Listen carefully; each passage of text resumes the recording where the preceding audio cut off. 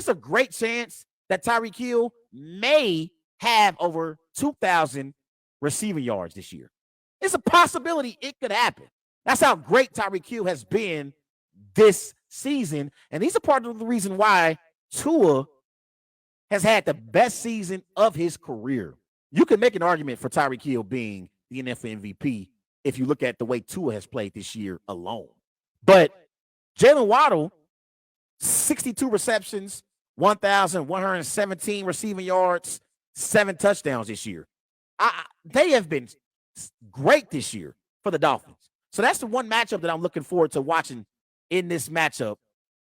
When the Dolphins have the football on offense and the Packers are on defense, Tyreek Hill and Jaylen Waddle versus Jair Alexander and Rasul Douglas for the Packers.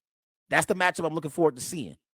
Are the Packers going to, get physical with Hill and Waddle and try to disrupt the timing in that Dolphins offense? Because I believe if you can get pressure on Tua, I think that will help your defense be able to slow down this high-powered Dolphins offense. Offensively, the Dolphins, they average 385 total yards per game.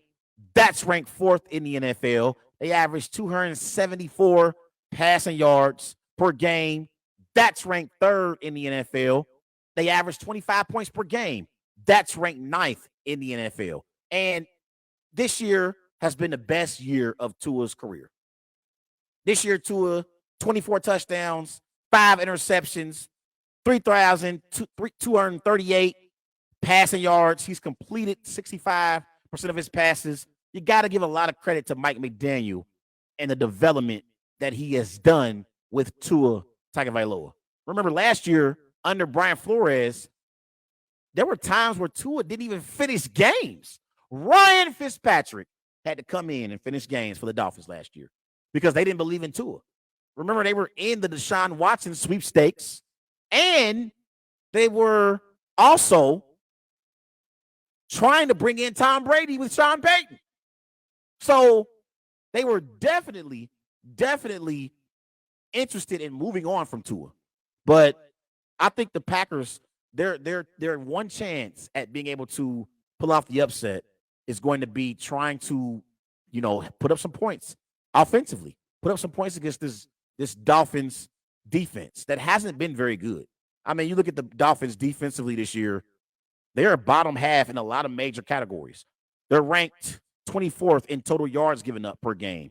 They give up 375 yards per game. They give up 246 yards per game. That's ranked 27th in the NFL. So you can definitely throw the football on this Dolphins defense. They give up 25 points per game as a defense. That's tied for 26th in the NFL. So you can definitely score against this Dolphins defense. Now, on the other side again, Tua, it's interesting when you look at what he's done the last few weeks. In weeks 7 through 12, in those games, the Dolphins, weeks 7 through 12, these are their opponents. They played the Steelers at home. They were at the Lions in week 8. They were at the Bears week 9.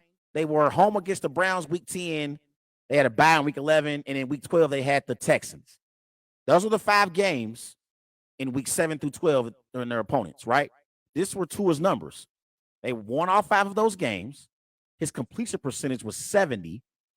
He had 11 touchdowns, 0 interceptions. His passer rating was 119.7 against those 5 inferior opponents. Now, let's go to weeks 13 through 15, shall we?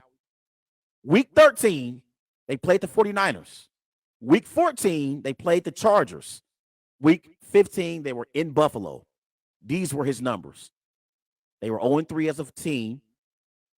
He completed 50% of his passes, 5 touchdowns, 2 interceptions, passer rating 83.3. So what that tells me is Tua plays great against inferior competition, but against the elite teams in the NFL, he struggles. And if the Dolphins want to be a true contender in the AFC, Tua is going to have to play better against the upper echelon of the football teams in the NFL.